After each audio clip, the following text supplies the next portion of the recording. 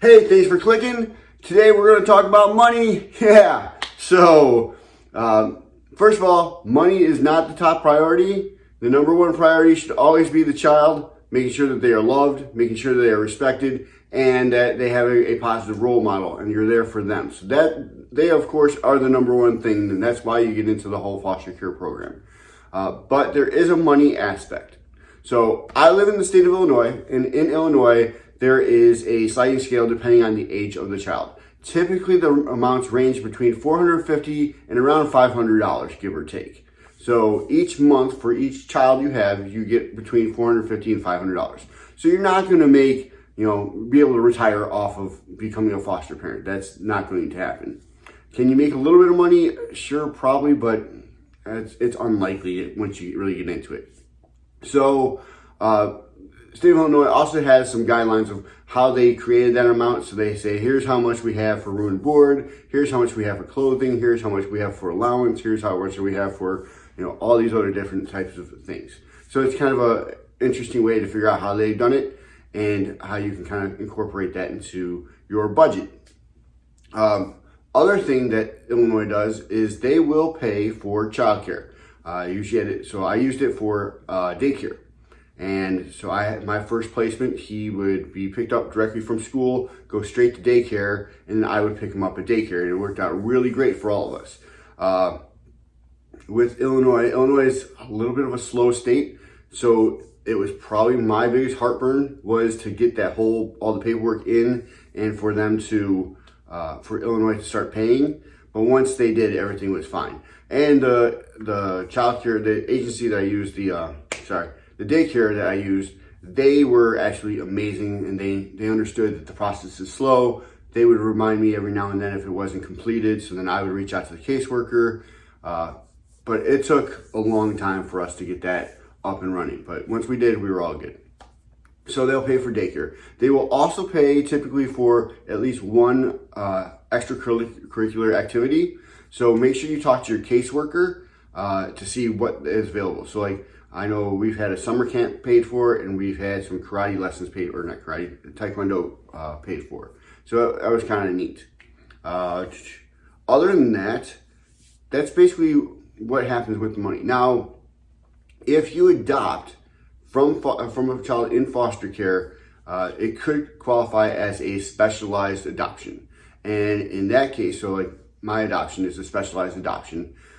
My child, he is going to continue receiving his monthly stipend each month, so until he turns 18. So he's 9 now, so we have 9 more years of getting right around $500 a month. And so what I've been doing with that money is, most of it what I'll do is I put into a little bank account for him, because I'm doing well economically, so I don't really need the money. I'm keeping it over to his. We actually have a stockpile account, so he's investing in different companies that he really likes. So he likes McDonald's and WWE and Apple. So those are the stocks that we have for him. And it's kind of a neat process. And we also use it for other type of extracurricular activities. So he does hockey. We've done taekwondo. We've kind of taken a break from that. But those type of things, I'll kind of consider into the budget. But for the most part, the money goes into his account for his college. Speaking of college, in Illinois, right now, they have a plan for any child that was in the foster care program where they could go to a public school in Illinois for free. So if he went to University of Illinois, which is right down the street, he could do that for free. If he went to ISU, which is in Bloomington, which is where he's from, that would be free, or any of the Eastern, Northern, and many other different schools. So he has lots of options. So I'm really hoping that he chooses to go to college if that's something that he wants to do, and B, that he chooses one of those colleges because it's just less of a financial burden for everyone. So that would be great. But if he wanted to go out of state, we'll find a way to make that work as well. So because he's in the foster care program, may have a little bit of an advantage to get selected in the admission process. Or who knows, maybe he will be a star athlete and get a full ride somewhere else. That would be cool with me. I'm sure he would love that too.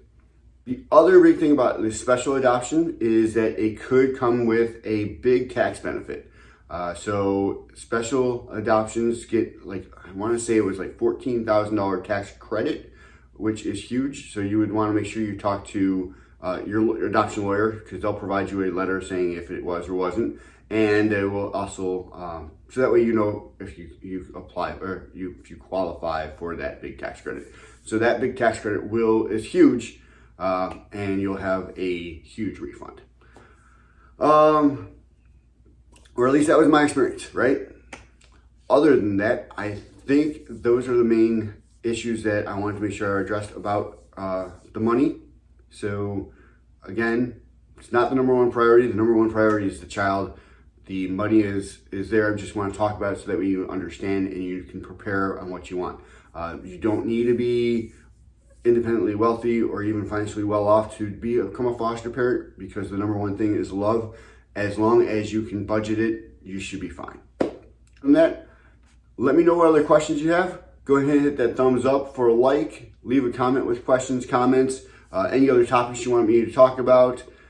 Go check out our other channel, Silly Pots, and have an amazing day.